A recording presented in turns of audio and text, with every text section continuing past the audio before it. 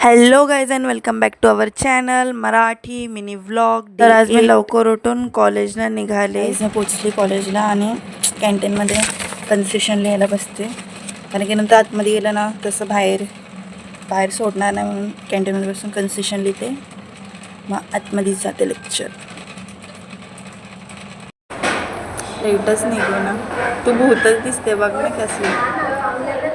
केस बांध ना वरून, क्लिप नाही आणली बांध ना.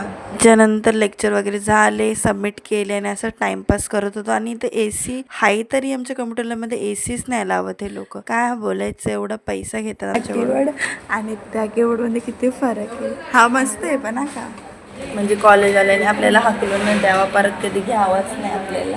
हे उचलून न्यायचं म्हणते. हे लॅबमध्ये येताना काय काढून फेकले, कोणाच्या मोबाईलचं आहे, तुझ्या मोबाईलचं आहे का?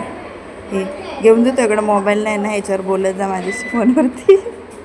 त्यानंतर लेक्चर झाले, असाइनमेंट सबमिट केली, मग असं टाइमपास करत बसलो. मग निघालो घरी जायला आणि स्टेशनवरती लिंबू पाणी पिला.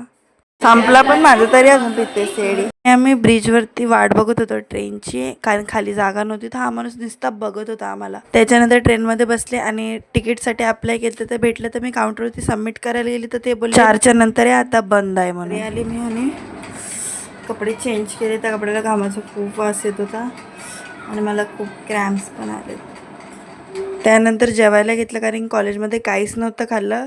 जेवायला होती भाजी, खुराशणीची चटणी आणि भाकर, आणि निघाले आणि हातातच कन्सेशन ठेवलं, म्हणजे स्टेशनवरती गेल्यावर लगेच सबमिट करेल आणि तिकीट पण भेटलं. आणि तुम्ही बघू शकता 0 रुपीजमध्ये मी तिकीट काढले कॉलेजच्या ह्याच्याने. मग नंतर क्लासला जायला ट्रेन वगैरे भेटली आणि हा पोरगा तो झाडू मारत होता आणि पैसे घेत होता. आणि जाताना मी उतरताना बघते तर त्याच्या हातात 2 पिझ्झाची स्लाईस होते.